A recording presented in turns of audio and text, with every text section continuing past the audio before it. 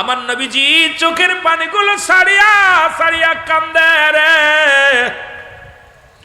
নবীর কান্না দেখিয়া রে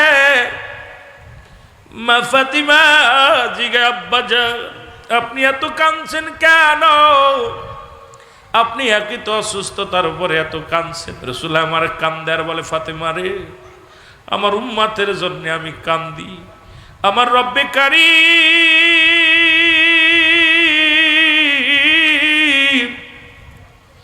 আমার উম্মতের জন্য নাজাত দেয়, এই কারণে আমি কান্দি। আমি নবী আমার বিদায়ের পরে আমার উম্মতের কি হবে? আমি নবী ইন্তেকালের পরে আমার উম্মতের কি হবে?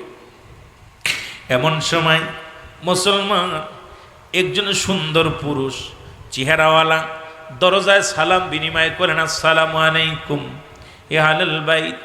আওয়াজটা ভিতরে আসলেন। আমার নবী বলে ফাতেমা রে কে আজ সালাম দিল কে? বলে আব্বা জান আপনার দরজায় একজন অপরিচিত একজন মানুষ আসছে, সুন্দর চেহারা, অনেক সুন্দর চেহারা তার। ইয়া রাসূলুল্লাহ ইয়া হাবিবাল্লাহ, ইতিপূর্বে আমরা কখনো তারে দেখি নাই, এত সুন্দর পুরুষ, এত সুন্দর সালাম। আমার নবী বলে ফাতেমা রে উনি আর কেউ নয়, উনি এমন একজন মেহমান আসছেন যিনি খালি হাতে ফিরে যায় না।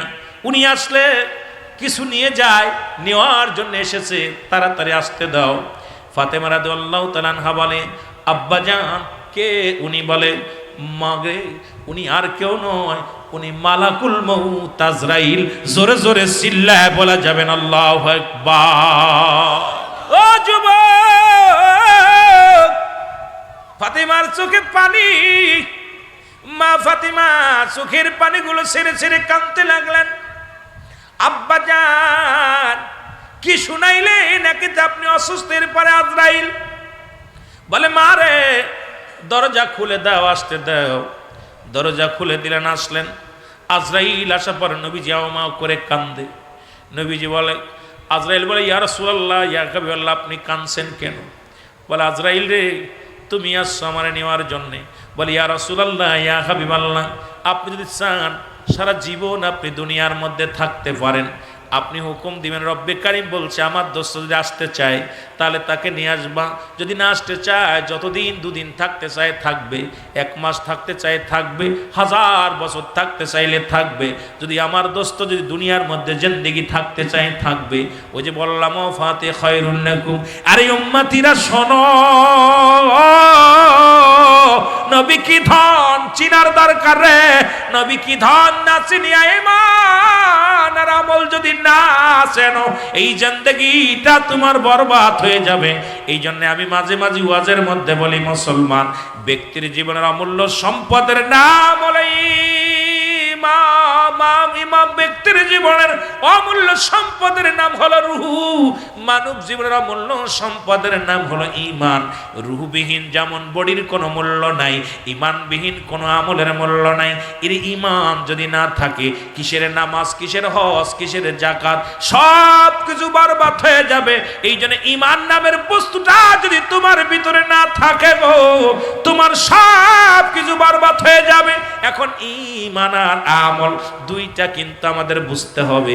একটা হলো আমল, একটা হলো ঈমান। ঈমান হলো মুসলমান, নামাজ রোজা হজ যাকাত এটার নাম হলো আমল। পৃথিবীর মধ্যে দান করেছেন এটার নাম আমল, যাকাত দিয়েছেন এটার নাম আমল, কুরবানি করছেন এটার নাম আমল, মাহফিল শুনতেছেন এটার নাম আমল।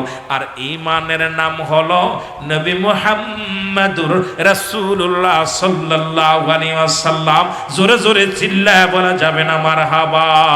এরে আমরা গুনাহগার গো নবী, আমরা গুনাহগার বলো, আমরা গুনাহগার গো নবী, ও নবী গো আমরা। আরো জোরে বলেন সালাতু সালাম জানাই, সালাতু সালাম ও নবী গো আমরা। একটু জোরে জোরে বলা যাবে না? আমরা গুনাহগার গো নবী, আমরা গুনাহগারে বলো, আমরা। ছেড়ে দিবনি? কষ্ট হচ্ছে?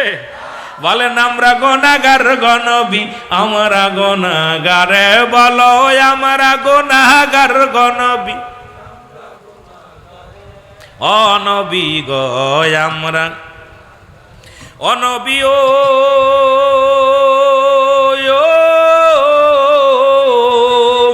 ওরে আপনি তো আল্লাহর প্রিয় এই জগতের পরে সৃষ্টিকুলের শ্রেষ্ঠ তুমি শ্রেষ্ঠ কুলের সৃষ্টিকুলের শ্রেষ্ঠ তুমি তামাম জাহানের পরে নবী গো আমরা আরো জোরে বলেন আমরা গুনাহগার গো নবী আমরা গুনাহগারে বলো আমরা গুনাহগার গো নবী ও নবী গো আমরা সালাতু সালাম জানাই সালাতু সালাম জানাই আপনার উপরে ও নবী গো এ দুনিয়ার মুসলমান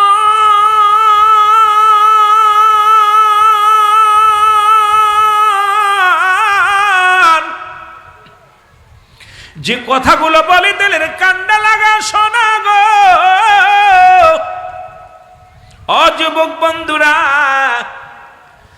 আজরাইল বলে ইয়া রাসূলুল্লাহ ইয়া হাবিবাল্লাহ নবী গো আমি আপনার সালাম বিনিময় করলাম যতদিন মন চায় আপনি যে থাকতে পারেন যেতেও পারেন নবী গো আমার নবী কয় জিবরিল একটু আমার কাছে আসতে বলো ভাই জিবরিল কই জিবরিলের সঙ্গে আমার একটু আলাপ দরকার জিবরিল আমিন সঙ্গে সঙ্গে দৌড়ায় আসলেন ও মুসলমান দৌড়ে গেলেন আজরাইল আলাইহিস সালাম জিবরিলকে খবর দিলেন জিবরিল রে তাড়াতাড়ি যাও নবীজি তোমাকে কি করছে খুঁজছে তাড়াতাড়ি যাও জিবরিল আমিন দৌড়ে চলে আসলেন আসিয়া আমার নবীজির পাশে দাঁড়াইলেন নবীজিকে সালাম দা আসসালামু আলাইকুম ইয়া রাসূলুল্লাহ আসসালামু আলাইকুম ইয়া হাবিবাল্লাহ আসসালামু আলাইকুম ইয়া রাহমাতাল লিল আলামিন নবী কো আলাইকুম আসসালাম ভাই জিবরিল জিবরিল রে আমি তোমার জন্য তলব করেছি আমার রব্বে কারিমের কাছে জানতে চাই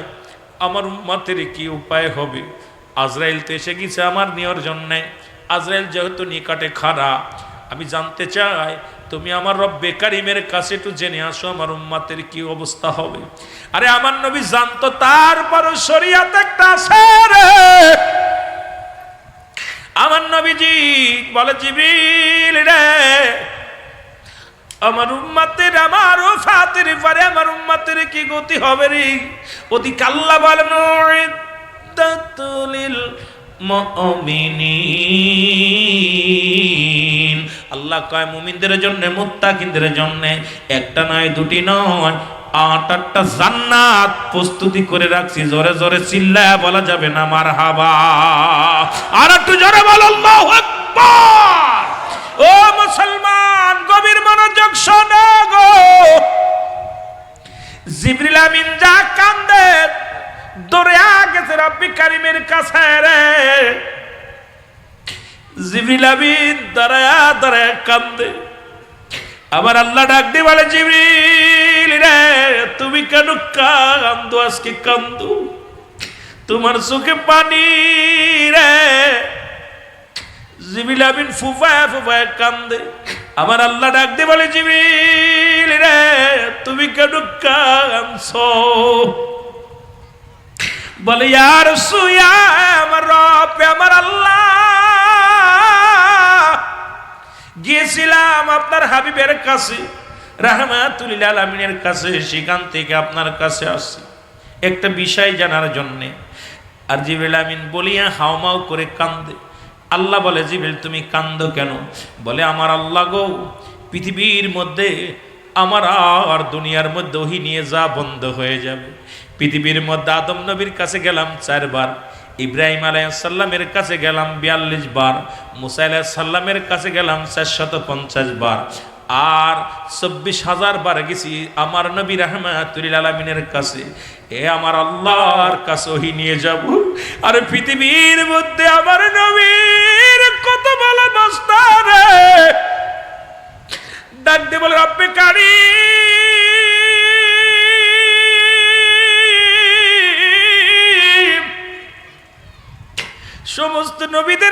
গেছি, কিন্তু এত ভালোবাসা আমার হয় নাই। আদমের কাছে 4 বার গিয়েছিলাম রে, ইব্রাহিমের কাছে 42 বার, মুসা নবীর কাছে 450 বার। আর প্রিয় নবী আপনার দোস্ত প্যারা নবী, নবী দুজানের বাদশা, আমার নবীর কাছে কতবার আমি গেলাম। আমি জিবরিল কাঁদতেছি এই জন্য রে, আজ থেকে আমি কার কাছে যাব? আপনার কাছ থেকে খবর নিয়ে আখিরি নবী রাহমাতুল লিল আলামিনের কাছে পৌঁছায় দিতাম। আজ থেকে আমার যা বন্ধ হয়ে যাবে, আজ থেকে ওই দরজা বন্ধ। আমি এই জন্য কাঁদতেছি। আরে মুসলমান, আমার নবীর জন্য মায়ায় পড়ে কান্দে জিবরিল আমিন। জিবরিল আমিন ডাক দিয়ে বলে, রব্বে কারীম গো, আমি অন্য জন্য কান্দি না। আরে পৃথিবীর মধ্যে এমন একজন নবীর আপনি বানাইলেন, এমন একজন নবী পৃথিবীর মধ্যে সংসারের মায় কোনোদিন কাঁদেন নাই, জীবনের সন্তানাদের জন্য কাঁদেন নাই, পৃথিবীর জন্য কোনোদিন এই দুনিয়ার মুখাপেক্ষী হয় নাই। আল্লাহ আল্লাহ রাব্বুল আলামিন গো, আপনার হাবিব শুধু উম্মতের কান্ডারি হইয়া এই দুনিয়ার মধ্যে কত নবীর কাছে গেলাম, তারা তো দুনিয়ার জন্য তো পাগল ছিল, কিন্তু এমন একজন হাবিব দুনিয়ার মুখাপেক্ষী নয়, সদা সর্বদাই তোর অন্তরের ভিতরে ইয়া রাব্বি হাবলি উম্মতি, ইয়া রাব্বি হাবলি উম্মতি বলে কাদের আল্লাহ। আমি এই জন্য কাঁদছি, আমি আগামী কাল থেকে কার জোরে চিল্লা বলা যাবেন আল্লাহু আকবার। দয়াল নবী বিঘনে আপন বলতে কেহ নেই জগতে, আমার আপন বলতে। আরো জোরে বলেন, আমার দয়াল নবী বিঘনে, আমার মায়ার নবী বিঘনে আপন বলতে কেহ নাই জগতে, বলেন আপন বলতে। ও নবী ও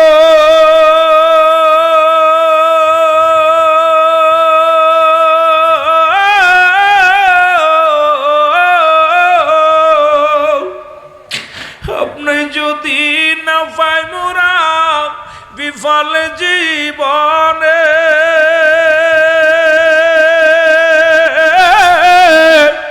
আপনি বিন কঠিন দিনে নবীকে বায়ারাসি।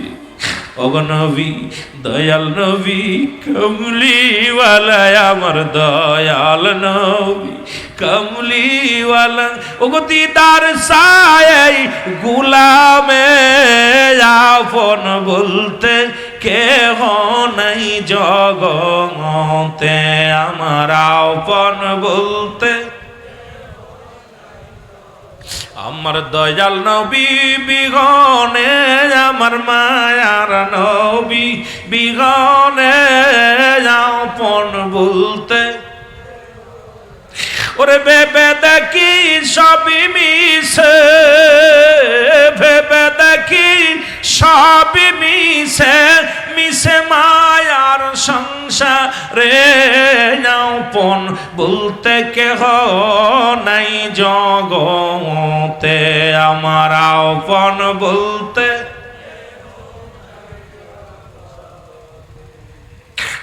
জিবরিল আমিন বলেন, আল্লাহ রাব্বুল আলামিন গো,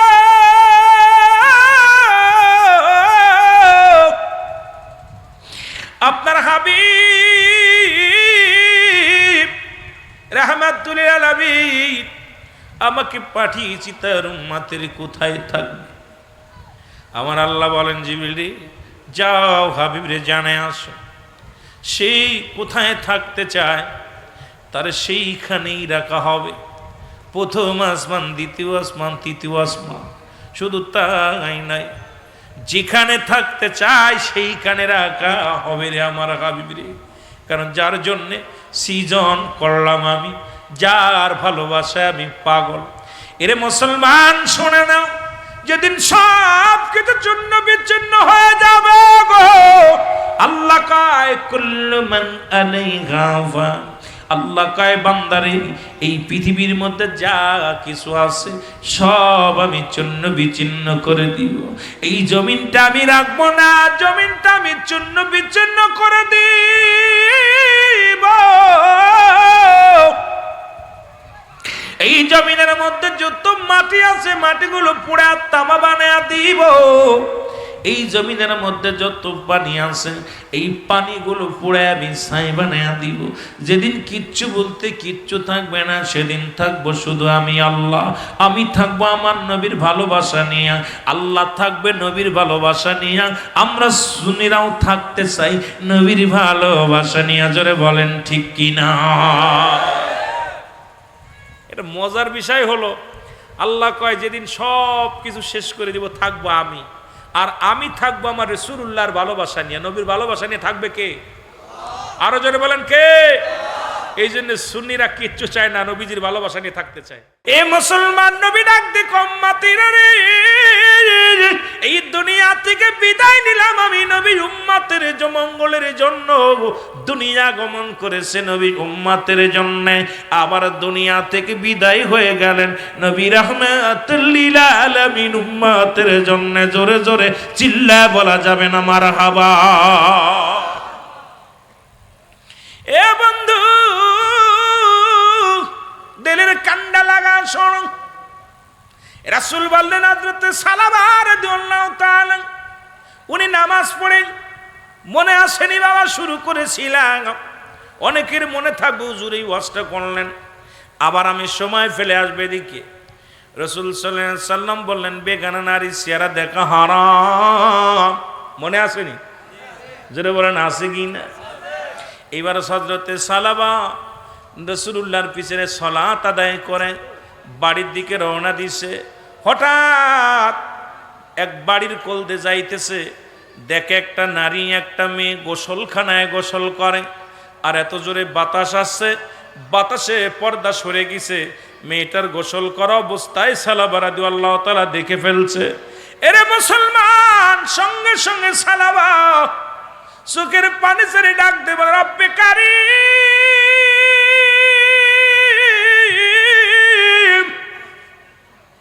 এ রব্বে কারীম, আমি আমার চোখের জিনা করে ফেললাম, আর এই খবর যদি আমার নবী জানতে পারে রে, এই খবর যদি আল্লাহ পাক আমার হাবিবরে জানায়া দেয়, নবী বড় কষ্ট পাবে। আমি বেগানা নারী দেখে ফেলেছি। আজকে উলামা একরাম যারা ওয়াজ করো মাঠে ময়দানে, আজকে আলেম ওলামারা যারা আজকে বড় বড় কথা বলো, আলোচনা শুনে নাও। এবার হযরতে সালামা সঙ্গে সঙ্গে জমিনের মধ্যে কান ধরে বসে পড়ছে, ডাক দে বলে আমার আল্লাহ, আমি যে বেগানা নারী দেখে ফেললাম, আল্লাহ আমি তো দেখার কোনো চিন্তাও করি নাই, কিন্তু পাতা শেষিয়া পর্দা সরে গেছে, ওই নারীকে আমি দেখে ফেলেছি। রব্বে কারীম, এই সংবাদ যদি রাসূলুল্লাহ জানতে পারে তাহলে ইসলামের কলঙ্ক হবে। এই সংবাদ যদি আমার নবী জানতে পারে, আমার নবী বড় কষ্ট পাবে। এই সংবাদ যদি জানতে পারে রে মুসলমানেরা কষ্ট পাবে। না না, আমি আর রাসূলুল্লাহর সামনে যাব না, রাসূলকার এই মুখ দেখাবো না। এই বলিয়া সালামা রাদিয়াল্লাহু তাআলা, ও আমার যুবক বাবারা, যুবক ভাইয়েরা আমার শুনে নাও, মাহফিল দিতেছো শুনে নাও, দিলের কান্ডা লাগা শোনো। হযরত সালামা উনি জঙ্গলে চলে গেলেন, পাহাড়ি জঙ্গলে পাহাড়ে চলে গেলেন। রাসূলুল্লাহ নামাজ আদায় করে একদিন নয় দুদিন নয়, কটা দিন পার হয়ে গেল। জিবরিল আমিন এসে আমার নবীকে ডাক দিয়ে বলে, হাবিব আপনি সাহাবীদেরকে নিয়ে সালাত আদায় করেন, অথচ আপনার প্রিয় সাহাবী সালামা একটু নজর দিন, ওর দিকে নজর দেন, সালাবার দিকে নজর দেন। রাসূলুল্লাহ আসরের নামাজ পড়িয়া আদায় করিয়া সাহাবীদের ডাক দে বলে, সাহাবীরা রে আমার সালাবা কোথায়? সালাবার তো দেখি না, কয়টা দিন সালাবার দেখি না। আর সাহাবীরা বলে, নবী গো আপনার যুবক সাহাবী হয়তো দুনিয়ার কোনো কাজে ব্যস্ত আছে, নয়তো কোথাও আত্মীয় বাড়ি বেড়াইতে গেছে, না হয় কোথাও চলে গেছে। আমার নবী কয় না, তোমরা খবর নেও, সালাবার খবর নাও। সাহাবীরা চলে গেলেন সালাবার খবর নেওয়ার জন্য। বাড়িতে যে সালাম দেয়, আসসালামু আলাইকুম ইয়া আহলাল বাইত, ভিতর থেকে আসসালামু আসসালাম, বলে আপনি কি সালাবার বাবা? বলে হ্যাঁ। আমার নবী সাহাবী সালাবার রাদিয়াল্লাহু তাআলা কই রাসূল খবর নেওয়ার জন্য পাঠিয়েছে আমাদেরকে। আরে বাবা ডাক দে কয়, বাজান রে, আমি সালাবার খবর নিতে আসছো? আমার সালাবার খবর আমি জানি না, কিচ্ছু বলতে পারি না। জোরে জোরে চিল্লায় বলা যাবে না আল্লাহু আকবার। ও নবীর প্রেমিকেরা রে, দিলের কান লাগা শোনো, রাসূল পাক সাল্লাল্লাহু আলাইহি ওয়াসাল্লামের কাছে খবর আসলো, নবী গো, ও মায়ের নবী, আপনার সালাবার বাবা সালাবার খবর জানে না। নবী বললেন, আমি নিজেই যাব খবর নেওয়ার জন্যে। রাসূলুল্লাহ চলে গেলেন খবর নেওয়ার জন্যে। সালাম দেয়, বাড়িতে যা, আসসালামু আলাইকুম। ওয়ালাইকুম আসসালাম। নবীকে দেখে সালাবার বাবা বড় আনন্দিত হলেন, কয় ইয়া রাসূলুল্লাহ, ইয়া হাবিবাল্লাহ, আপনি আসেন, ভিতরে আসেন। রাসূলুল্লাহ ভিতরে গেলেন, ডাক দে বলে, সালাবার বাবা, আমার সাহাবী কই? আজ কটা দিন আমি তারে দেখি না, মনটা বড় ছটপট করে সাহাবী কি দেখার জন্য, বলো আমার সাহাবী কই? আরে বাবার মুখে সন্তানের কাঁধে বাবার লাশ, বাবার কাঁধে সন্তানের লাশ। যে বাবা তার সন্তানের লাশ কাঁধে নিছে রে, এই বাবা জানে সন্তানের লাশ কত ভারী। সালাবার বাবা চোখ দিয়া টপ টপ করে পানি ছেড়ে দিছে, চোখের পানি ছেড়ে কান্দার বলি, ইয়া রাসূলুল্লাহ, ইয়া হাবিবাল্লাহ, আমি বলতে পারি না আমার সালাবা কোথায়, বলতে পারি না। রাসূল সঙ্গে সঙ্গে তাকাইলেন, ঘরের ভিতরে মাটি খোঁড়া, নতুন মাটি খোঁড়া। আমার নবীজি ডাক দিয়ে বলেন, ও সালাবার বাবা, এই ঘরের মধ্যে কেন নতুন মাটি খোঁড়া আর কবরের মতো দেখা যায়? বলে, ইয়া রাসূলুল্লাহ, ইয়া হাবিবাল্লাহ, আমি আপনার কাছে আর লুকাবো না, জিত আপনি আমার সালাবারে এত ভালোবাসেন, আমার সালাবা আপনাকে অনেক ভালোবাসতেন। ইয়া রাসূলুল্লাহ, ইয়া হাবিবাল্লাহ, এই যে ঘরের মধ্যে যে কবরখানা নতুন খোঁড়া দেখছেন, এইটাই আমার সালাবার কবর। এই জায়গা শুয়ে আছে আপনার প্রেমিক সাহাবী। জোরে জোরে চিল্লায়া বলা যাবে না মারহাবা। রাসূল বললেন, কি হয়েছিল বলো? আমার সাহাবী মারা গেছে, কিছু বলো নেই কেন? বলে, হুজুর, আমি কেন উত্তর দিতে পারবো না, আমার কাছে একখানা পত্র আছে, আমার সন্তান মরে যাওয়ার আগে একখানা চিঠি লিখে থুয়ে গেছে। এই চিঠিখানা একমাত্র সাক্ষী প্রমাণ। রাসূলের কাছে চিঠিখানা আনা হলো। চিঠির মধ্যে লেখা দিছে, আমার আব্বা জান, আপনি আমার আব্বা, আপনার 14টা হক, জীবিত থাকতে 7টা, ইন্তেকালের পরে 7টা হক। এই 14টা হকের একটা হক আমি আদায় করতে পারলাম না গো আমার আব্বা জান, আমার আব্বা জান। আমি মারা যাব জানি না, গভীর রাত্রে না জানি রাত্রে মারা যেতে পারি। যদি মারা যায়, আমার লাশখানা পৃথিবীর কোনো মানুষ দিয়ে ধোয়াবেন না, আমার লাশখানা নিজেই গোসল করাবেন। আমারে কোনো মোল্লা মুসল্লি ডাকিয়া জানাজা পড়াবেন না, আমার নামাজ আপনি পড়বেন, আমার কবর খনন আপনি করবেন। পৃথিবীর কোনো মানুষ যেন জানতে না পারে, আমার যেন লাশটা যেন কোনো গোরস্থানে দেওয়া না হয়, আমার লাশটা যেন ঘরের মধ্যে রেখে দেওয়া হয়। পৃথিবীর কোনো মানুষ যেন জানতে না পারে সালাবার মারা গেছে, সালাবার কবর। ইয়া রাসূলুল্লাহ, ইয়া হাবিবাল্লাহ, এই চিঠিখানা কেন লেখছে, কি জন্য লেখছে আমি জানি না। এই চিঠিখানা দেওয়ার পর আমার সন্তান গত রাত্রে মারা গেছে, আমি গভীর রাত্রে সন্তানের গোসল করাইছি, আমার সন্তানের আমি কাফন দাফন করাইছি, জানাজা পড়িয়া। ইয়া রাসূলুল্লাহ, ইয়া হাবিবাল্লাহ, আমার সন্তান যেটা দাবি করেছিল, আমি কোনো গোরস্থানে জানাজা দেই নাই, দাপন করি নাই, আমি ঘরের মধ্যে আমার সন্তানকে রেখে দিছি। জোরে জোরে চিল্লায় বলা যাবেন আল্লাহু আকবার।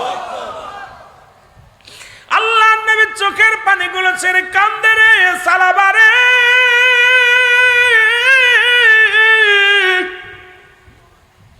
ও আমার প্রিয় সাহাবী সালাবারে,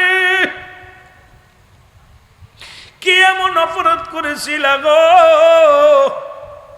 আরে আমি নবী জানতে পারি নাই, আমার সাহাবীরা জানতে পারি নাই, তুমি কে গুসা করে একা বিদায় হয়ে গেল। আল্লাহ কয় জিবরিল রে, দৌড়ে যা আমার হাবিবের কাছে জানায়, ওই চিঠির মানেটা বলে আয়। জিবরিল আমিন চলে আসলেন, এসে বলে ইয়া রাসূলুল্লাহ, ইয়া হাবিবাল্লাহ, আপনার সালাবার ইতিহাসটা শোনেন নবী গো। নামাজ পড়ে প্রতিদিন যখন আপনার থেকে সালাত আদায় করে রাস্তা দিয়ে আসতো, ওই মসজিদের পাশে এক ইহুদির মেয়ে আপনার সালাবাকে ভালোবেসে ফেলে, প্রতিদিন তাকে প্রেমের বিনোদন করে, প্রেমের তাকে প্রস্তাব দেয়, কিন্তু সে আপনাকে এত ভালোবাসে কোনোদিন রাজি হয় নাই। ইয়া রাসূলুল্লাহ, ইয়া হাবিবাল্লাহ, ইসলামটাকে এত ভালোবাসে কোনোদিন মেয়ের প্রস্তাবে রাজি হয় নাই। ইয়া রাসূলুল্লাহ, কিছুদিন আগে যখন আপনি নামাজ শেষ করি সালাত আদায় করিয়া সাহাবীদের কিনে আলোচনা করতেছিলেন, একটু দেরি হয়ে গেল। সব সাহাবী যখন বাড়ি ফিরতেছিল, আপনার সালাবাও বাড়ি ফিরতেছিল, হঠাৎ এই মুহূর্তে মেয়েটা সালাবাকে ধরে বাড়ি নিয়ে যায়। বাড়ি নিয়ে যাইয়া সর্বপ্রথম প্রেমের অফার দেয়, কিন্তু রাজি হয় নাই, বিয়ের প্রস্তাব দেয়, রাজি হয় নাই। ইয়া রাসূলুল্লাহ, ইয়া হাবিবাল্লাহ, ওই মেয়েটা তার গায়ের কাপড় ফেলে ফেলে, এতেও কারণ আল্লাহ সালাবা রাজি হয় নাই। এরপরে পণ্যের কাপড়টা খুলে যখন উলঙ্গ হয়ে যায়, তখন সালাবা একটা চিৎকার মেরে বলে ইয়া রাসূলুল্লাহ,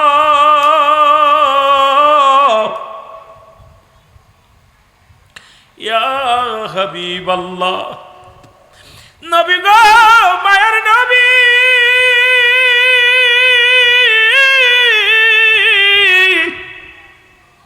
সালাবা একটা চিৎকার মারিয়া জমিনের মধ্যে বেহুশ হয়ে পড়ে যায়। এরপরে সারা রাত ওখানে থাকে। সকালবেলা মেয়েটা ওই সালাবার হাত ধরে টানতে টানতে নিয়ে রাস্তার মধ্যে ফেলে। ইয়া রাসূলুল্লাহ, ইয়া হাবিবাল্লাহ, মেয়েটা মনে করছে মারা গেছে সালাবা। এমন ইমানদার সাহাবী, জীবন দেয়া দিছে, ইজ্জত দেয় নাই। ও আমার যুবক বাবারা শুনে নে, আজকে আলোচনাটা নবীর সাহাবীর থেকে আমাদের শিক্ষা নেওয়ার দরকার। যুবক বাজানেরা, এবার ইয়া রাসূলুল্লাহ, ইয়া হাবিবাল্লাহ, এরপরে ফজরের নামাজ আদায় করে যখন সালাবার বাবা যাইতেছিল, দেখে সন্তান পড়ে আছে জমিনের মধ্যে। অন্য মানুষের সহযোগিতা নিয়ে বাড়ি গেলেন। বাড়ি যা পারি, ইয়া রাসূলুল্লাহ, ইয়া হাবিবাল্লাহ, নবী গো, ইয়া রাসূলুল্লাহ, হুসাইন। এরপরে হুশ হওয়ার পর চিন্তা করেছে সালাবা যে তাকে হয়তো ওই মেয়ের ঘর থেকে উদ্ধার করা হয়েছে। মানুষ যখন জানতে পারবে নবীর সাহাবী অন্য বেগানা পুরুষের ঘর, মহিলার ঘরে গেছে, বেগানা ঘর থেকে বাইর করেছে, ইয়া রাসূলুল্লাহ, আপনার কলঙ্ক হবে, ইসলামের কলঙ্ক হবে। আর আজকে মৌলবীরা দাড়ি টুপি মাথায় নিয়ে অন্য মেয়েদের সঙ্গে রংজং করো, পরের বউ ভেগে নিয়ে চলে যাও। মুসলমান বাবারা বড় কষ্ট লাগে, ইমামতি করতে যায়, মুসলমান মুসল্লির বউ বেগে নিয়ে যাচ্ছ, আর বড় বড় ফতোয়া দাও, ঈদে মিলাদুন নবীর বিরোধিতা করে। নবীর সাহাবীদের আদর্শ তোমাদের মধ্যে নাই, নবীর আদর্শ তোমাদের মধ্যে নাই। আর এই দুনিয়ার মধ্যে রাসূলের পাগলদের তোমরা নেড়ে কথা বলো, জোরে জোরে চিল্লায় বলেন ঠিক কিনা? ইয়া রাসূলুল্লাহ, ইয়া হাবিবাল্লাহ, ওই সালাবা এই জন্য সে বলছে তাকে যেন গোরস্থানে কাফন দাপন না দেওয়া হয়।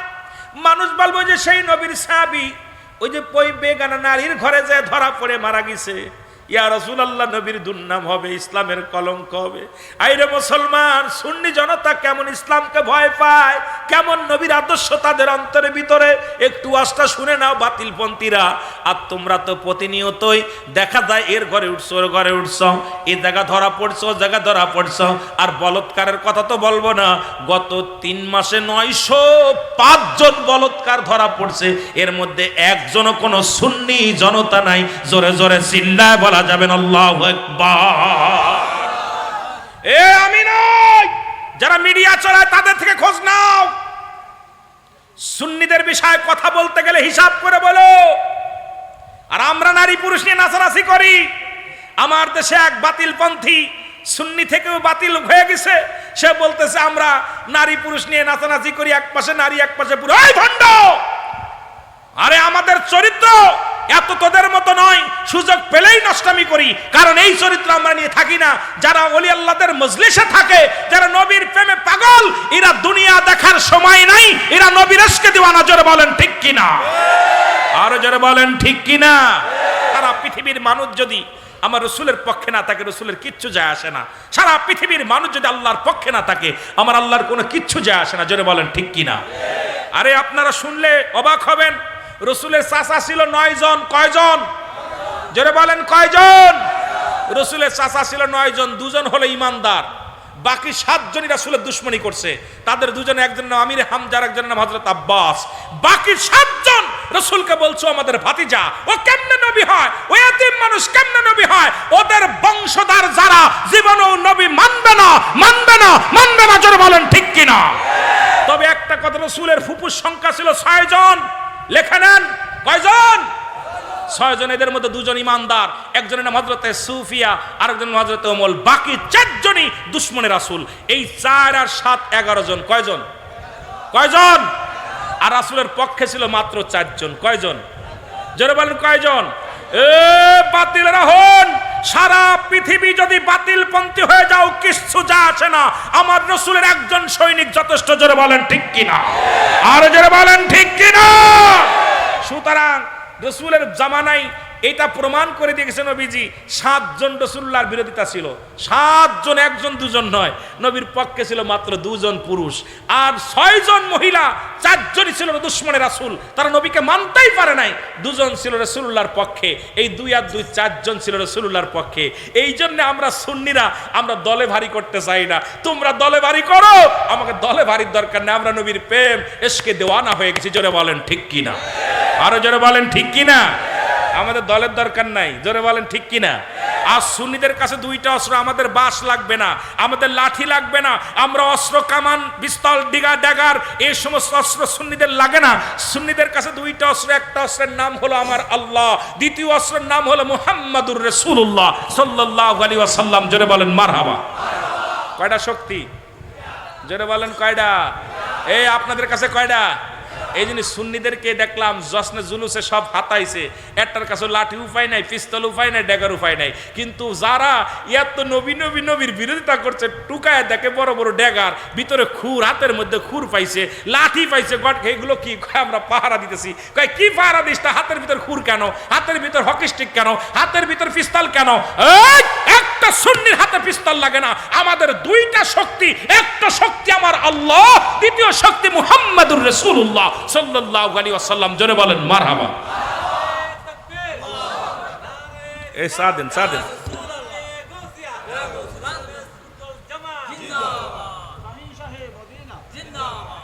কষ্ট পাচ্ছেন নি? কষ্ট পাচ্ছেন? আমি যে কথাগুলো বলি একটু খেয়াল করবেন, হয়তো বুঝতে একটু কষ্ট হচ্ছে, যেহেতু আমাদের ভাষা আপনাদের বুঝতে কষ্ট হয়, স্বাভাবিক ব্যাপার। তবে আমি বইয়ের ভাষা বলার জন্য চেষ্টা করতেছি, যদিও একটা মুসাব্বা খেয়ে যাচ্ছে, কারণ কিছু কিছু মুসাব্বা খাচ্ছে বুঝতেছি, তারপরও চেষ্টা করতেছি আপনাদের যে বোঝানোর জন্যে। আমি যে কথাগুলো বলি খুব খেয়াল করবেন যে রুহুল আমিন সিদ্দিকী সাহেব কী বলে গেল। কারণ আমরা কোনো পৃথিবীর কোনো ক্ষেপণাস্ত্র, বোমাবাজি এগুলো পছন্দ করি না। আমাদের 2টা শক্তি আমাদের কাছ থাকে। যখন হযরত আলী রাদিয়াল্লাহু তাআলা যখন আপনার আমরকে মারার জন্য রওনা হয়েছিল, রাসূল বলছে, আলী, আমরের কাছে তো অনেক অস্ত্র, আমরের কাছে অনেক জনবল, আমরের কাছে অনেক মানুষ, তুমি কি করবা? বলি, ইয়া রাসূলুল্লাহ, আমার কাছে 2টা অস্ত্র আছে, যে অস্ত্র আমরের কাছে নাই, যে অস্ত্র পৃথিবীর আর কারোর কাছে নাই। ইয়া রাসূলুল্লাহ, আমি নবীর প্রেমিক, আমার কাছে আছে। নবী বললেন, তুমি অস্ত্র কি অস্ত্র কিনছো? ইয়া রাসূলুল্লাহ, আমি অস্ত্র কবে কিনছি আপনি জানেন, আমার অস্ত্রের দাম কত আপনি জানেন, আমার অস্ত্রের ক্ষমতা কেমন, পাওয়ার কেমন আপনি জানেন। নবীজি বলছে, আলী, কি বলতে চাও? তুমি কবে অস্ত্র কিনলে আমি তো জানি না, তোমার অস্ত্রের দাম কত তাও তো বলো নাই, তোমার অস্ত্রের পাওয়ার কেমন তাও তো বলো নাই। বলি, ইয়া রাসূলুল্লাহ, আপনি সব জানেন। সুবহানাল্লাহ বলেন না? আরো জোরে, আরো জোরে। এর এই যে একটু আগে হায়দার আলী গজল গাইলো না, শোন বাবা ওয়াজ তো কত ওয়াজ রয়েছে, একদিনে কিছু কই চারতাম নি, এরম 10 রাত 15 রাত নিয়ে বসতে হইব, তারপরে কিছু কথা হইব। কথা বুঝেননি? তা হযরত আলী বলতেছে, ইয়া রাসূলুল্লাহ, ইয়া হাবিবাল্লাহ, আমার অস্ত্রের পাওয়ার কেমন আপনি জানেন, আমার অস্ত্রের ক্ষমতা কেমন আপনি জানেন, আমার অস্ত্রের দাম কত তাও জানেন, আমার অস্ত্র কবে সংগ্রহ করেছে এটাও জানেন। রাসূলুল্লাহ বলতেছে, আলী তুমি অস্ত্র কত দিয়ে কিনছো? বলে, হুজুর আপনি জানেন। দাম কত? কয় এটাও জানেন। পাওয়ার কেমন? কয় তাও জানেন। রাসূল বলতেছে, আলী কি বলো, আমি তো কিছু জানি না। বলে, ইয়া রাসূলুল্লাহ, আপনি কথা দেন আমাকে ওরে মারার জন্য যাইতে দিবেন কিনা? সুবহানাল্লাহ বলেন না, আর আসতে কইতেন নি রে। হযরত আলী বলতেছে, ইয়া রাসূলুল্লাহ, আমরকে মারার জন্য আমার যুদ্ধে যাইতে দিবেন নি বলেন, কারণ আপনাকে গালি দিছে। এনায়েতুল্লাহ আব্বাসের ছাত্র, আমি ওকে স্যালুট দিই, ওরে রাসূলকে নিয়ে গালি দিছে। আর হযরত আলী উনি সিংহ পুরুষের মতো বলছে, ইয়া রাসূলুল্লাহ, ইয়া হাবিবাল্লাহ, সারা পৃথিবী একদিকে, আমি আলী একদিকে, কারণ আমার রাসূলকে নিয়ে কটূক্তি করছে, পৃথিবীর সবাই মানতে পারে, আমি আলী মানতে পারি না। এনায়েতুল্লাহ আব্বাসীর ছাত্র, পৃথিবীর মধ্যে তাকে স্বাগতম জানাই যে আমরা সুন্নিরা নিরাপত্তা পালন করছি, কিন্তু আমার রাসূলের সুন্নাতকে নিয়ে, আমার মিলাদুন নবীকে নিয়ে কথা বলার সঙ্গে সঙ্গে এই পাগলটা গজরে উঠছে, এই জন্য তাকে হাজারবার স্যালুট জোরে বলেন ঠিক কিনা? হযরত আলী বলতেছি, ইয়া রাসূলুল্লাহ, আমাকে কি যেতে দিবেন? কালী রে, তোমার কাছে কোনো অস্ত্র নাই, তুমি যার সাথে লড়াই করতে যাচ্ছ তার সাথে তুমি পারবা না। বলছি, ইয়া রাসূলুল্লাহ, আমার কাছে যে অস্ত্র আছে ওর কাছে তা নাই, আমার অস্ত্রের যত পাওয়ার আছে এত পাওয়ার তার নাই। নবীজি বল, তুমি বলো। কয়েছে, হুজুর আমার যাইতে দিবেন তো? কয় ঠিক আছে, তোমার যাইতে দিলাম। কি ইয়া রাসূলুল্লাহ, আমার অস্ত্র যেদিন, আমার অস্ত্র দুইটা, একটা হলো আমার আল্লাহ, দ্বিতীয় হলো মুহাম্মাদুর রাসূলুল্লাহ। আমার নবীজি বুকের সঙ্গে টান দিছে আলী রে, টান দিনে বুকের ভিতর টান দে, আলী রে তুমি আমার আল্লাহকে এত ভালোবাসো, আল্লাহ রাসূলকে ভালোবাসো? হযরত আলী বলছে, ইয়া রাসূলুল্লাহ, ইয়া হাবিবাল্লাহ, তাম পৃথিবী 7,000 ধন যদি আমি আলীকে এক পাশে দিয়ে দেওয়া হয়, আমি এটা চাই না, আমি আমার রসুলের কদম মোবারক চাই। আমার রসুলের কদমের মধ্যে ধুলি পরিমাণ বেইজ্জতি করবে, আমার রসুলের চাদরকে নিয়ে টানাটানি করলে আমি আলী জীবনটা কতল হয়ে যাব, তবু এই বাতিলের সঙ্গে আমি আলী একাই লড়ব। জোরে বলেন না মারহাবা, আরো জোরে বলেন মারহাবা। ঠিক রাসূলের পাগল এইভাবেই চলে গেলেন, যে ডাক দিয়ে আমর, চিৎকার দিছে আমর, আর বলতেছে কে? আলী। আমি আলী। কথা ওয়াজ কিন্তু কোনে রাখছি, মনে রাখেন কিন্তু ভুলে যান না, আমি আলী। ও বাজান আসছো? বলা, তোমার বাবা তো আমার বন্ধু, তুমি আমার বন্ধুর ছেলে, আমার সুন্দরী মেয়ে আছে, তোমার লগে বিয়া দেবো। বাবা আমি জানি তোমার খুব শক্তিশালী, আমার রসুলকে গালি দিছস, আমি প্রতিজ্ঞা করেছি তোর জিহ্বাটা নিয়ে যাওয়ার জন্য।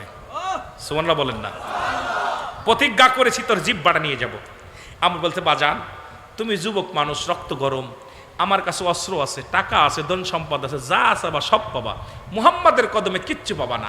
ও তো নিজেই ফকির, নিজের কিচ্ছু নাই, বাপ মারে খাইছে, বাবারে খাইছে পেটে থাকতে, মারে খাইছে কিছুদিন আগে, তারপর দাদারে খাইছে, চাচারে খাইছে। একজন সুতরাং আমার রসুলকে নিয়ে কথা বলতেছে, আর আলী রাদিয়াল্লাহু তাআলা রক্ত গরম হচ্ছে, পুরো গায়ের পশমগুলো খাড়িয়ে গেছে, ডাকতে বলে, আমার কথা হিসাব করে বলো। বলে, কি হিসাব করে বলবো বাবা, তুমি আমার পক্ষে আসো, সব পাবা। বলছে আমর, বলছে আমি তোমার পক্ষে যেতে তোমার জিহ্বাটা নেওয়ার জন্য এসেছি। বলে, বাবা তুমি অস্ত্র আনছো?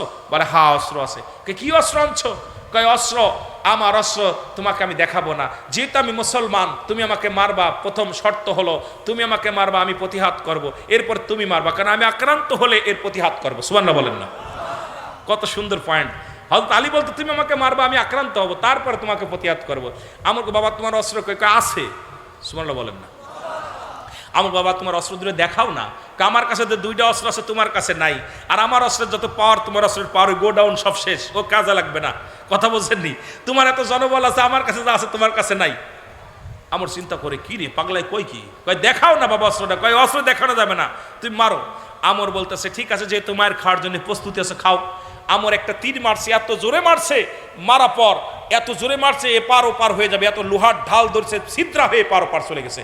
আর শেরে খোদা হযরত আলী তীরটাকে এইভাবে ধরে ফেলেছে, আল্লাহু আকবার বলে, বিসমিল্লাহ আল্লাহু আকবার বলে, ইয়া রাসূলুল্লাহ বলে ধরছে। এবার আমর তো কাফন উঠে গেছে, করে কি রে বাবা, এই তীর ঠেকাই ফেলছে। কয়েকবার মায়ের খাওয়ার জন্য প্রস্তুতি হও। আরেকটা মারতে কয় না, খবরদার, কথা ছিল তুমি একটা মারবা আমি একটা মারবো, তা এখন তুমি মারছো, এখন প্রস্তুতি হও। আমর কয় বাবা দাঁড়াইলাম, মারো, এত দূরে আসবে না, আমি নেমে আসবো?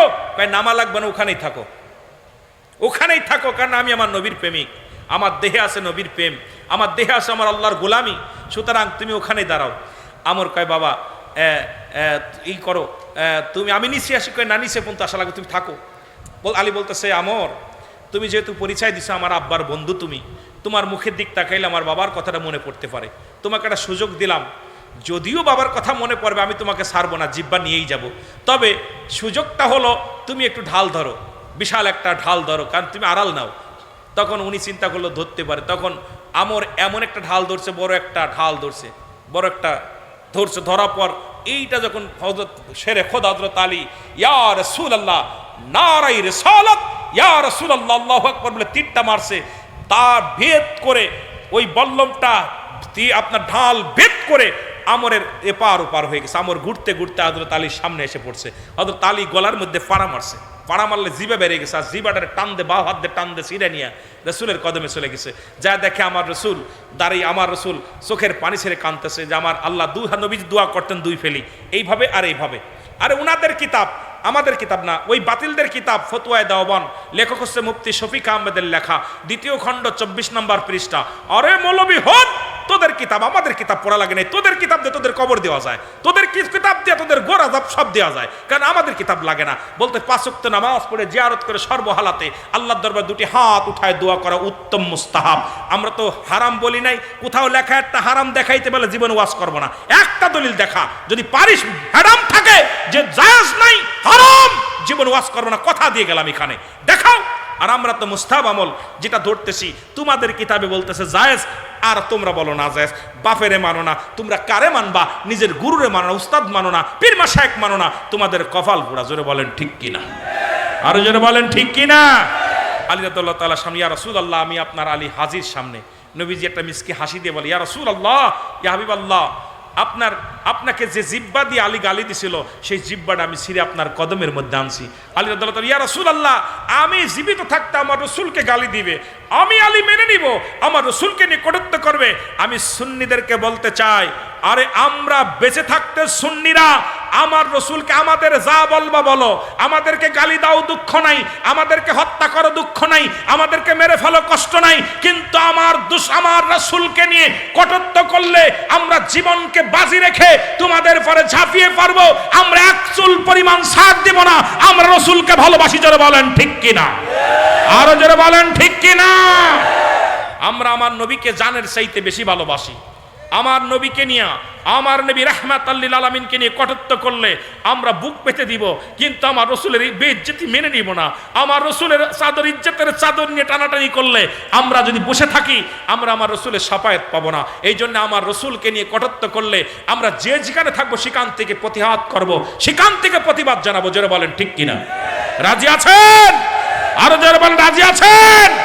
আমার ভাইয়েরা, বন্ধুরা আমার, রসুলের সাহাবী মুসলমান রাসূলুল্লাহ দোয়া করলেন।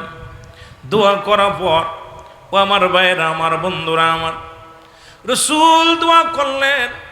দোয়া করার পর এরপরে নবীজিকে জিবরিল আমিন বলে, ইয়া রাসূলুল্লাহ, ইয়া হাবিবাল্লাহ, আপনার সাহাবী জান্নাতের মধ্যে ঘোরাঘুরি করে। রসুল, অমুক মেয়েটার কারণে আপনার সাহাবী দুনিয়া থেকে বিদায় হয়ে গেছে, আপনার যুবক সাহাবী বিদায় হয়ে গেছে। রাসূলুল্লাহ চলে গেলেন সেই মেয়ের বাড়িতে, যা বললেন, মেয়েটার দরজায় দাঁড়ায় নবী দাঁড়াইলেন। মেয়েটা বলে, ইয়া রাসূলুল্লাহ, ইয়া হাবিবাল্লাহ, নবী গো, ইসলাম যে এত সুন্দর, ইসলাম যে এত প্রিয়, ইসলাম যে এত সুন্দর, নবী গো আমি জানি না। ইয়া রাসূলুল্লাহ, ইয়া হাবিবাল্লাহ, আমার একটা মিনিটও মুসলিম থাকতে চাই না, কারণ মুসলমান যে নারী সতীত্ব পাহারা দেয়, মুসলমান যে নারী সতীত্ব নষ্ট করে না, রসুল গো আপনার সাহাবীরা যে নারী সতীত্ব নষ্ট করে না, এটা আমি ভুক্তভোগী নারী। আমি আপনার সাহাবীকে অনেক ফেলে চেষ্টা করলাম, খোদাকে কসম করে বলি, একবার আমার মুখের দিকে তাকায় নাই, একবার আমার দিকে তাকায় নাই। এত সুন্দর রূপ যৌবন দেখায়া তার একবারও আমার দিকে আকৃষ্ট করতে পারি নাই। ইয়া রাসূলুল্লাহ, ইয়া হাবিবাল্লাহ, আমি আর একটা মিনিটও মুসলিম থাকতে চাই না, আপনি আমারে কালেমা পড়ায়া দেন, আমি কালেমা পড়ে মুসলমান হয়ে যাব। রাসূলুল্লাহ বললেন, তুমি তাড়াতাড়ি ওযু করো, গোসল করো, ওযু করো। গোসল করলেন, ওযু করলেন, রাসূলুল্লাহর সঙ্গে সঙ্গে কালেমা পড়ায়া দিলেন, লা ইলাহা ইল্লাল্লাহু মুহাম্মাদুর রাসূলুল্লাহ। জোরে জোরে চিল্লায়া বলা যাবে না মারহাবা? এ মুসলমান গভীর মনোযোগ,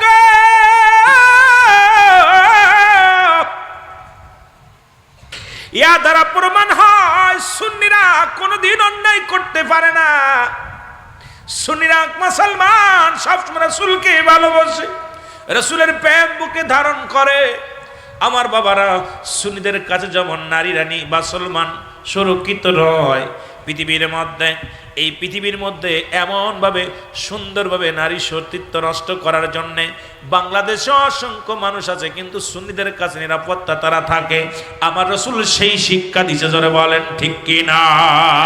আর একটু জোরে জোরে চিল্লায় বলা যাবে না মারহাবা? আর একটু জোরে জোরে চিল্লায় বলা যাবে না আল্লাহু আকবার? আমার দয়াল নবী বিহনে আপন বলতে কেহ নাই জগতে, আমার আপন বলতে, আরো জোরে বলেন, আমার আপন বলতে। ওরে ভেবে দেখি আমি সবই মিশে, ভেবে দেখি আমি সবই মিশে, অগমিশে মায়ার সংসারে, আপন বলতে কেহ নাই জগতে, আমার দয়াল নবী বিহনে, আমার মায়ার নবী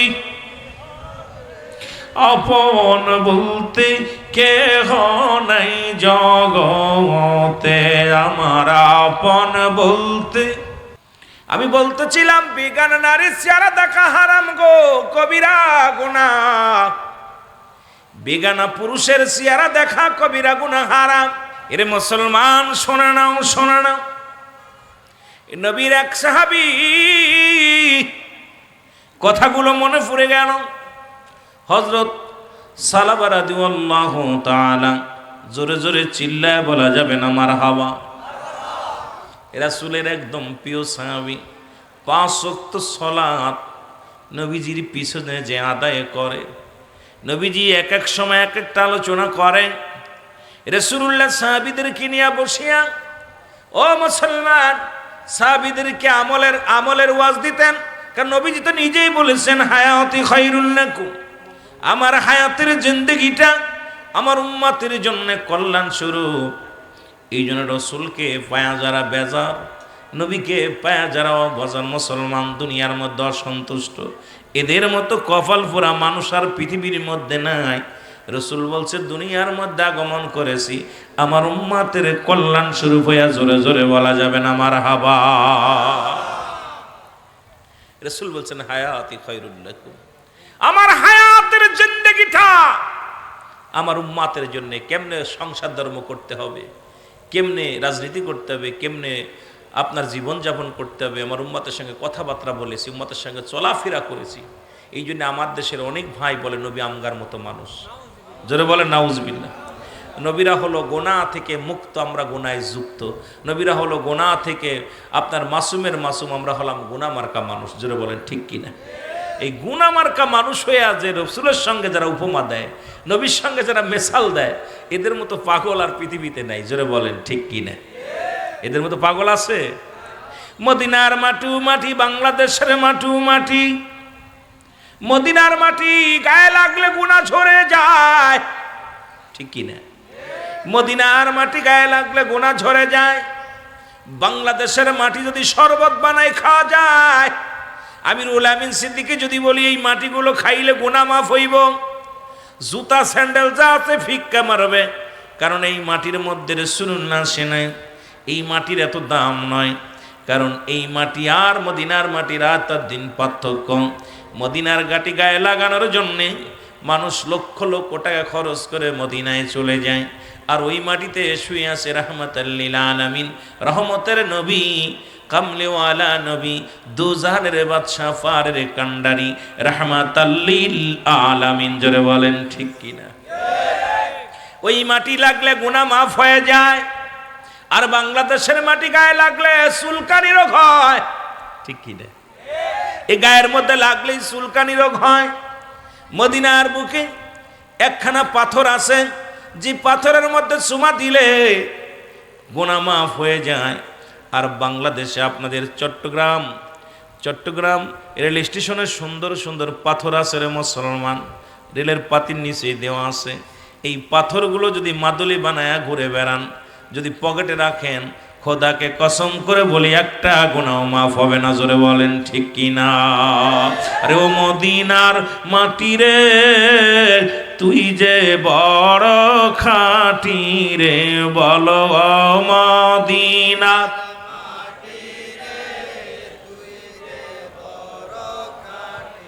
তোমার বুকে আসে আমার নবী মুস্তাফা, তোমার বুকে আসে আমার নবী মুস্তাফায়। বলেন ও মদিনার মাটি রে, তুই যে বড় খাঁটি রে, বলো তুই যে বড় খাঁটি রে, তো মার বুকে আসে আমার নবী মুস্তাফা। জোরে বলেন মারহাবা। এ মুসলমান গভীর মনোযোগ। এখন যারা নবীকে নিয়ে মেসাল দেয়, ঈদে মিলাদুন নবী যারা অস্বীকার করে, আলোচনা আস্তে আস্তে আমরা আগাইব। কর্তৃপক্ষ ভাইয়েরা কয়েকটা বিষয় বলেছে, ওদিকে আমি যাব, আস্তে আস্তে আলোচনার দিকে যাব। রাসূলুল্লাহ ওয়াজ করলেন যে বেগানা নারী দেখা হারাম। এক কথায় যাদের দেখা দিয়া হারাম তাদের সঙ্গে বিয়ে করা জায়েজ, যাদের দেখা দিয়া জায়েজ তাদের সঙ্গে বিয়ে করা হারাম। আজকে আমার সুন্নি ভাইয়েরা, বাংলাদেশে পর্দা নাই, কারণ দেশের শুধু বাংলাদেশ নয়, শুধু চট্টগ্রাম নয়, অল বাংলাদেশ জন্য কেন উলাট পালাট হয়ে গেছে। পশ্চিমা বাতাস এসে লাগছে আমাদের গায়ে। আজকে সমাজ নষ্ট, এদিকে কোনো আলেমের নজর যায় না। মন্দির পাহারা দেয়, এদিকে কোনো নজর যায় না। কিন্তু জশ্নে জুলুস রাসূলুল্লাহর মহব্বতে অন্তরে ধারণ করে রাস্তায় নামলেই ওই সমস্ত বাতিল পন্থীদের নজরে আসে। জোরে বলেন ঠিক কিনা? বড্ড কষ্ট হয়। সারা বাংলাদেশ যেখানে উলঙ্গ বেহায়াপানা, এখানে কোনো আলেমদের নজরে যায় না, ফতোয়া সেখানে নাই। কিন্তু তাদেরকে নিয়ে চাকরি করে, বেগানা নারী নিয়ে একই অফিসে চাকরি করেন। হুজুর যেহেতু আছে, অনেক বিজ্ঞ উলামা ইকরাম আছে। আজকে যদি এই ওয়াজটা করি, বাংলাদেশ অধিকাংশ আলেমের চাকরি চলে যাবে, চাকরি করা বৈধ হবে না। কারণ বেগানা নারী নিয়ে অফিস করো, বেগানা নারীর সঙ্গে একই জায়গায় বয়ে আড্ডা মারো, আর ফতোয়া দাও, জশ্নে জুলুসের বিরোধিতা করো, জশ্নে জুলুসের বিরোধিতা করে আলোচনা করো, কারণ তোমাদের মুখে এটা মানায় না। জোরে জোরে বলেন ঠিক কিনা? এ আমার ভাইয়েরা, আমার বন্ধুরা, আমার ঈদে মিলাদুন নবী, ঈদ মানে আনন্দ, মিলাদ মানে জন্ম বৃত্তান্ত। সুবহানাল্লাহ বলেন না? আর একটু জোরে।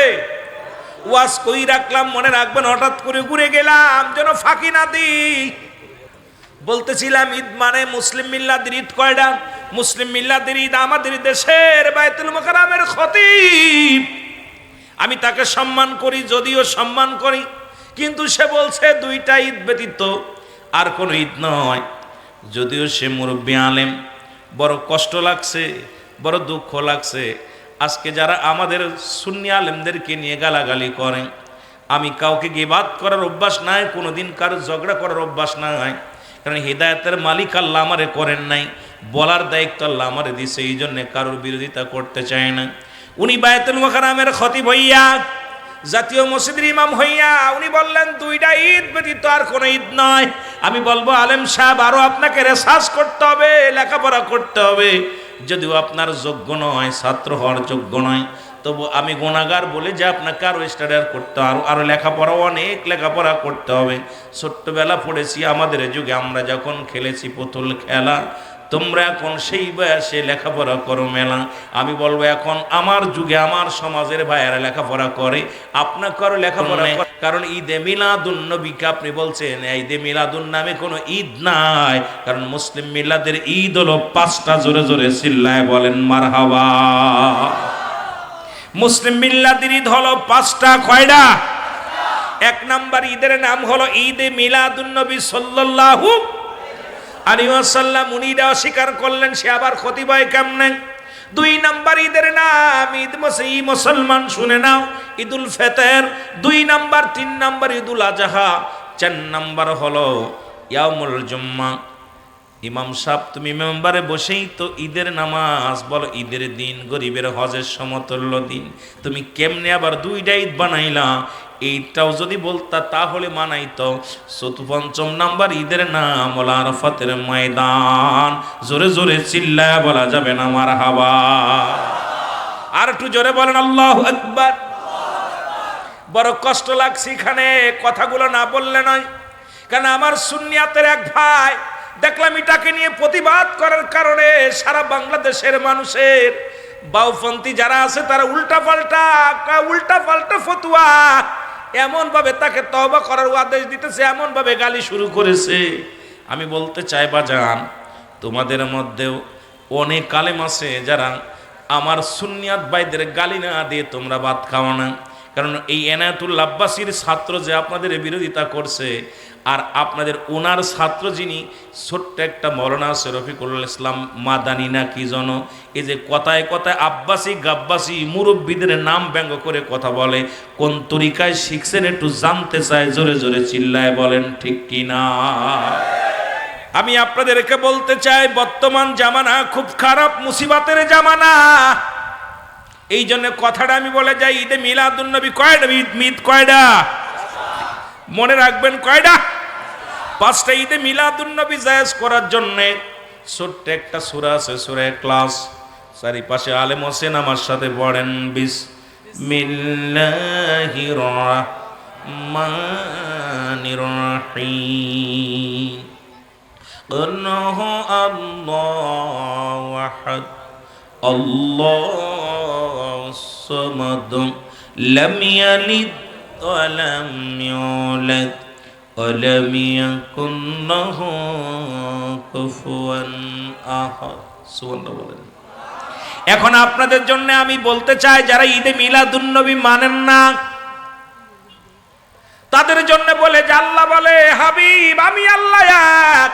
আল্লাহ কয়জন? জোরে বলেন কয়জন? আল্লাহ বলেন হাবিব আমি আল্লাহ। আমি আল্লাহ কাউরে জন্ম দিই নাই, কারো থেকে জন্ম নিই নাই। সুতরাং মিলাদ মানেই জন্ম। রাসূলুল্লাহর জন্ম আছে 570 খ্রিস্টাব্দে দুনিয়ার মধ্যে আগমন করেছে। রাসূলের বাবার নাম আব্দুল্লাহ, আমার নাম আমিনা, দাদার নাম আব্দুল মুত্তালিব, দাদির নাম ফাতিমা।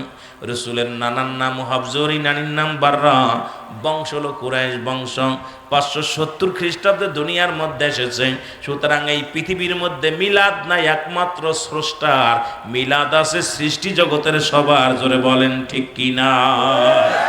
এখন মাওলানা সাহেব আপনি কেমনে মিলাদ অস্বীকার করলেন?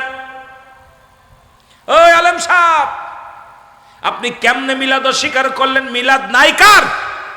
কথা বলেন না কেন? মিলাদ নাই কার? মিলাদ নাই আমার আল্লাহ। আল্লাহ কয় হাবিব জানায়া দেন আমি কাউরে জন্ম দিই নাই, কারো থেকে জন্ম নিই নাই। আসমান জমিনের মধ্যে আমার সমতুল্য সমকক্ষ আর কেউ নয়। সারা পৃথিবী আমার মুকাফেক্কি, আমি কারোর মুকাফেক্কি নাই। সুতরাং এখান দ্বারা বোঝা যায় একমাত্র মিলাদ নাই আমার স্রষ্টার, মিলাদ আছে সৃষ্টি জগতের। সুতরাং যে সমস্ত আলেম কয় মিলাদ মানি না, মিলাদুন নবী মানি না, আমি বললে তোমার বাড়ির বিড়ালটারও জন্ম মিলাদ আছে, তোমার বাড়ির গরুটারও মিলাদ আছে, আর তোমার নিজেরও তো মিলাদ আছে। তার মানে রাসূলের মিলাদ অস্বীকার করার সঙ্গে সঙ্গে তার ঈমান থাকতে পারে না। জোরে বলেন ঠিক কিনা? ঈদে মিলাদুন নবী, ঈদ মানে আনন্দ। আরে মৌলভী সাহেব চাকরি পাইছেন, একটা চাকরি পাইলে খুশি না বেজার? কথা বলেন না কেন? এরপরে নতুন বিয়ে করছেন, খুশি না বেজার? ভালো শালি পাইলেও, ব্যবসা ভালো হইলে, আরে কথা কয় না। একটা গাড়ি করছেন, বাড়ি করছেন, ব্যবসায় লাভ না বেজার? রাসূল আসার পর যারা খুশি হতে পারে নাই, এরা কি মানব না দানব? আরো জোরে বলেন না।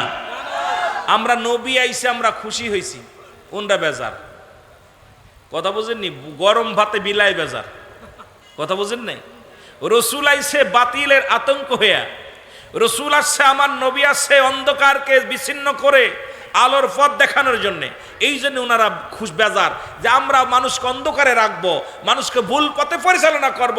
রসুলের অনুসারী যারা, এরা আলোর পথ দেখাইতেছে, সুতরাং রসুল আসাটাই ভুল। জোরে বলেন ঠিক কিনা? ওনাদের ধারণা এটা। এখন ওনারা দুইটা ঈদ মানার পিছনেও যুক্তি আছে। আমি মনে করি দুইটা ঈদ মানার পিছনে যুক্তি, একটা হলো ঈদুল ফিতর, এখানে পাওয়া যায় যাকাত ফিতরার টাকা পাওয়া যায়। আর একটা হলো ঈদুল আজহা, যেখানে পাওয়া যায় গরু ছাগলের চামড়া, লাভ দুটেই দিয়ে আছে। একটা হলো লিল্লা বোর্ডিং লাগায় দেয়া, হাজার হাজার চামড়া ব্যবসায়ীদের মুসলমান দেখবেন বড় বড় পোস্টার লাগায় বলে অমুক লিল্লা বোর্ডিংয়ে এতিমখানার মধ্যে আপনাদের মূল্যবান চামড়া দান করেন। এখন এই চামড়ার টাকা বেচা কিনা লুটপাট করে বাড়ি গাড়ি করা যায়, খাওয়া যায়। আর ঈদে মিলাদুন নবী খরচ করা লাগে। এই জন্য আমরা সুন্নিরা রাসূলের ভালোবাসায় খরচ করি, আর ওরা দুই ঈদে কামাই করে। এই জন্য ওনাদের কাছে দুই ঈদ জায়েজ, আর এইগুলো জায়েজ নয়, কারণ এই ঈদগুলোই খরচ করা লাগে। জোরে বলেন ঠিক কিনা? নবীজি তায়েফের ময়দান, সবচেয়ে বড় কষ্টের দিন ছিল তায়েফের ময়দান। রাসূল ওই সময় তার চাচা আবু তালেব মারা গেলেন। চাচা আবু তালেব মারা গেলেন, শুধু তাই নয়, মা খাদিজাতুল কুবরা উনিও ইন্তেকাল করলেন। রাসূল ওই সময় একেবারে যেমন শোকে স্ত্রী হারা শোক দিলের ভিতরে, তদ্রূপ এই মুনাফিকেরা রাসূল কেমন ভাবে আক্রমণ করেছিল, তারা খুশি হয়েছিল। রাসূলের গা দিয়ে রক্ত ঝরেছিল, ওরা আনন্দ পেয়েছিল। সেই বেঈমান মুনাফিকের দলেরা আমার রসুল আসা পর তারা খুশি হতে পারে নাই রসুল ইসলামের দাওয়াত দিতে, আর এই বেঈমান মুনাফিকেরা আমাদেরকে এখান থেকে সরাইতে চাই। জোরে বলেন ঠিক কিনা? বলতেছিলাম মুসলমান গভীর মনোযোগ, কয় জুলু ঈদাও মানলাম, এক আলেম দেখলাম আজকে বলতেছে আমরা ঈদে মিলাদুন নবী মানি। আমি আলহামদুলিল্লাহ। বিলাই কি সহজে গাছে ওঠে, ঠেলায় পড়ে ওঠে? কথা বুঝেননি? এতদিন মানে না, এখন কইছে মানি। আমি মানলেন, কয় জুলুস নিয়ে একটু ভেজাল আছে। আমি বলবো এই সমস্ত আলেমদেরকে, আপনারা জুলুস নিয়ে ভেজাল আছে, পয়লা বৈশাখে যে টুপি মাথায় দিয়া পাগড়ি বাইন্দা আপনারা যে জুলুস করলেন, কোন কিতাবে আছে আমি জানতে চাই। ভালো করে আপনাদের এলাকায় কি জানো, অল বাংলাদেশের বুকে সবচেয়ে নগণ্যতম অধ্যায় গেছে।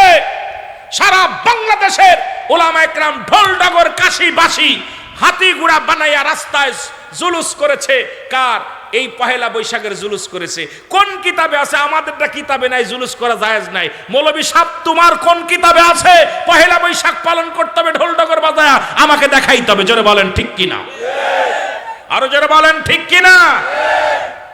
কোন কিতাবে আছে দাড়ি টুপি মাথায় দিয়া মন্দির পাহারা দিতে হবে? আমাকে দেখাইতে হবে। জোরে বলেন ঠিক কিনা? কোন কিতাবে আছে? আছে সূরা তাওবার মধ্যে 6 নম্বর আয়াত, আমিও পড়েছি ভালো করে, বুখারীর হাদিস শরীফ আমরাও পড়েছি। আপনাদের কাছে যারা যারা আছে কোরআন দেখেন। আল্লাহ রাসূল, আল্লাহ বলতেছেন হাবিব আপনার, আমি অর্থটা বলে দিচ্ছি। আল্লাহ রাসূল বলতেছেন হাবিব আপনার কদমের মধ্যে যদি কোনো অমুসলিম যায়, সর্বপ্রথম তাদের বসতে দেন। যদি তারা আপনার কাছে সাহায্য চায় সাহায্য দেন, যদি নিরাপত্তা চায় নিরাপত্তা দেন, যদি নিরাপদ স্থানে পৌঁছায় দিতে বলে আপনি পৌঁছায় দেন। তা ওরা যদি আপনার কাছে সাহায্য চায় সাহায্য দিবেন, নিরাপদে পৌঁছায় দিবেন। তাই বলে এই নয় যে রাসূল যখন আগমন করলেন মূর্তির জবান খুলে গেল, মূর্তি বলতেছে আব্দুল মুত্তালিব তুমি কি জানো আমাকে এখান থেকে বিতাড়িত করার জন্য নবীদের নবী রাহমাতাল লিল আলামিন আগমন করেছে, আর তোমরা সেই মন্দির পাহারা দিতেছো আর আমার জশ্নে জুলুসে বাধা দিতেছো, আর বলতেছো ঘোষণা দিতেছো যে জশ্নে জুলুসে নবীর নামে জুলুস যারা করবে তাদের হাড্ডি গুড্ডি ভেঙে দেওয়া হবে, শহীদ তাদেরকে কি করা হবে, তাদেরকে মৃত্যু পর্যন্ত ঘটায় দেওয়া হবে। তোমরা জুলুসের বিরোধিতা স্লোগান করো, তার মধ্যে আমাদের আর বুঝতে বাকি নাই তোমরা হিন্দুদের চাইতেও উর্ধ্ব জগতে চলে গেছো। যারা বলেন ঠিক কিনা? আমি আশ্চর্য হয়ে গেছি। জশ্নে জুলুসের বিরোধিতা করে স্লোগান দিতেছে রাস্তায় নেমে, আর লাঠি এক এক কান দুর্মুজ বাহিনী, আহা লাঠি হাতের মধ্যে নিয়ে ঘুরতেছে। এটা ইসলামের কোন শিক্ষাই পাইলা? কোন শিক্ষাই পাইলা? ইসলাম মানে কি? ইসলামের আবিধানিক অর্থ কি? আবিধানিক শাব্দিক অর্থটা 40টা অর্থ আছে, 40টা অর্থ। এটা নিয়ে আমার অনেক আলোচনা আছে, একটা তাফসির মাহফিলে আমি আলোচনা করেছি। ইসলাম মানে শান্তি, ইসলাম মানে আত্মসমর্পণ, ইসলাম মানে নিজে না আখন্নরে খাওয়ানো, ইসলাম মানে নিজে না আগমনের ঘুম পাড়ানো, ইসলাম মানে নিজের দুঃখে থেকে অন্যের সুখে রাখা, ইসলাম নারীর সতীত্ব পাহারা দেওয়া। তোমরাদের কাছে পুরুষ মানুষই সতীত্ব নাই, কারণ তাদের সঙ্গে বলৎ করো আর মুসলমান হইয়া মুসলমানদের পিছে লাগো। জোরে বলেন ঠিক কিনা? সূরা ফিল পড়বেন, আল্লাহ বলে আলাম তারা, আপনি কি দেখেন নাই? রাসূল তখনও দুনিয়া আসেন নাই। 26 দিনা গাবরা বাদশাহ যখন কাবা শরীফ আক্রমণ করেছিলেন, আমার বাবারা আমার একটা ইট খসাইতে পারে নাই। আমার আল্লাহ বলেন হাবিবকে আপনি দেখেন নাই আবরা বাদশাকে কিভাবে সাইজ করছিলাম? আমার বাবারা আমার আব্দুল মুত্তালিব কাবারে বলে, কাবারে রসুল যেদিন আগমন করলেন কাবা মাথা রুখে গেছে। কাবা কোন দিকে? মদিনা থেকে ওনার দিকে, কাবার দিক থেকে রাসূলের বাড়ির দিকে মুখটা ঘোরায় নিচে ঝুঁকে গেছে। আব্দুল মুত্তালিব বলে, কাবারে তুই আজকে কেন মাথা ঝুঁকে গেল? আমার বাড়ির দিকে ঝুঁকে গেছে। এইবার কাবার জবান খুলে গেছে, শরিয়াতের কেবলা হলো কাবা, কাবার জবান খুলে গেছে। কাবা ডাক দেখ, আব্দুল মুত্তালিব তুমি খবর জানো না, যার জন্য আমি কাবার এত দাম, যার জন্য আমি কাবার এত মান এত সম্মান, সেই কাবার কাবা রাহমাতুল লিল আলামিন দুনিয়ার মধ্যে আগমন করেছে। জোরে বলেন সুবহানাল্লাহ। আর যারে নিয়ে এত বাড়াবাড়ি করেন, শরিয়াতের কেবলা কাবা, দুজানের কেবলা রাহমাতুল লিল আলামিন, এই নবীর পাক কাবা পর্যন্ত মাথা ঝুঁকে গেছে। নবীর আনন্দে কাবা আনন্দিত হয়েছে। শুধু তাই নয় মুসলমান শুনে নাও, এই রাসূলের আগমনে আসমান খুশি, জমিন খুশি। এই রাসূলের আগমনে তামাম পৃথিবীর মধ্যে সব জাতি খুশি হলো। আবু লাহাব তার দাসী আজাদ করে দিল, কারণ রাসূল আসার সংবাদ শুনিয়া যিনি কাফের আবু লাহাব সঙ্গে সঙ্গে তার শাহাদত আঙ্গুলের ইশারায় তার দাসীকে আজাদ করে দিলেন। এ মুসলমান, নবীকে সম্মান করার কারণে আজাদ এই ইশারা দিয়া, শাহাদত আঙ্গুলের ইশারা, কিয়ামত ওই কবরের মধ্যে কিয়ামত পর্যন্ত। ও মুসলমান শুনে নাও, যখন কঠিন আযাবের মধ্যে পড়ে যাবে, আবু লাহাবের এই শাহাদত আঙ্গুল মোবারক দিয়া যখন পিপাসায় কাতর হয়ে যাবে আবু লাহাব, এই আঙ্গুল মোবারক যখন গালের মধ্যে দিবে, মিঠা পানি বর্ষিত হবে, পিপাসা তার নিবারণ হয়ে যাবে। শুধু রাসূলকে সম্মান করার কারণে এই আঙ্গুলের দাম বেড়ে গেছে। জোরে জোরে চিল্লায় বলেন মারহাবা। একজন কাফের হইয়া যখন শুনছে রাসূল আসছে, রাসূল এইরকম, কেমন তার এইরকম চেহারা, এইরকম বর্ণ, ওনার দাসী এসে বলতেছে, আবু লাহাব তুমি কি জানো তোমার ভাতিজা আসছে, খুব সুন্দর একজন, আসমানের মনে হচ্ছে তারকা রাজি জমিনের মধ্যে আগমন করেছে। জবানে ইয়া রব্বি হাবলি উম্মতি, আমার তার জবানে, আর তার চেহারা দেখলে চাঁদ সূর্যের আলো তার কাছে হার মানছে। আর এত সুন্দর চেহারা, সঙ্গে সঙ্গে আবু লাহাব তার দাসীকে আজাদ করেছে। সুবহানাল্লাহ বলেন না? আরো জোরে, আরো জোরে। মুসলমান হয়ে আজকে মুসলমান হয়ে নবী আসার সংবাদ শুনে রাস্তায় নামি যে নবীর আনন্দে যদি কেউ নবী আসার কথা শোনে, ওদিন মক্কা মদিনার মানুষেরা ছোট ছোট মাসুম বাচ্চাগুলো, বৃদ্ধ আবাল সকলেই রাস্তায় স্লোগান দিয়েছিল, তালাল বাদরু আলাইনা। মুসলমান শুনে নাও নারায়ে রিসালাত ইয়া রাসূলুল্লাহ। সেদিন স্লোগান দিয়েছিল, হাতের মধ্যে ছিল খাজুরের ডাল। ও মুসলমান শুনে নাও, তারা রসুল আসছে। মুসলমান শুধু তাই নয়, কারণ মক্কা মদিনার সমস্ত জ্যোতিগণ যত তারা ছিল সবাই রসুলের নামে পাগল হয়েছিল। রাসূলের বাবা হবে কে, মা হবে কে? এ মুসলমান দুনিয়ার মানুষ শুনে নাও, ওই দিন সব মানুষ পাগল হয়েছিল। আর আজকে আমার বড় কষ্ট হয়, রসুলের আনন্দিত আমরা মুসলমান যখন রবিউল আউয়াল মাস আসে, নবীর ভালোবাসায় রসুলের জুলুস করি, একটু মিলাদ পড়ি, নবীকে সালাম দিই। এর কারণে আমাদেরকে উপমা দিছে। কি উপমা বলছে?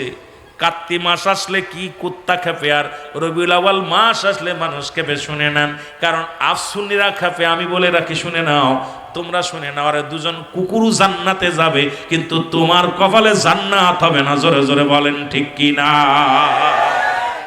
ও তোমরা শোনো গো মন দিয়া, মদিনাতে কাঁদেন নবী উম্মতের লাগিয়া বলো মদিনাতে কাঁদেন নবী আরো জোরে বলেন তোমরা শোনো গমন দিয়া তোমরা শোনো গমন এর মদিনাতে কাঁদেন নবী উম্মতের লাগিয়া বলো মদিনাতে আইরে দুরুদ সালাম পাঠাও তোমরা পাগল হইয়া হায় হায় দুরুদ সালাম পাঠাও তোমরা আরো জোরে বলেন দুরুদ সালাম পাঠাও তোমরা পাগল হইয়া তোমরা শোনো গমন দিয়া তোমরা এর মদিনাতে কাঁদেন নবী উম্মতের লাগিয়া বলো মদিনাতে কাঁদেন নবী কত সাহাবীরা জান্নাত পেল নবীর পাগল হইয়া কত সাহাবীরা এর আরো জোরে কত সাহাবীরা জান্নাত পেল হইয়া তোমরা শোনো গমন দিয়া তোমরা শোনো গমন এর মদিনাতে কাঁদেন নবী উম্মতের লাগিয়া বলো মদিনাতে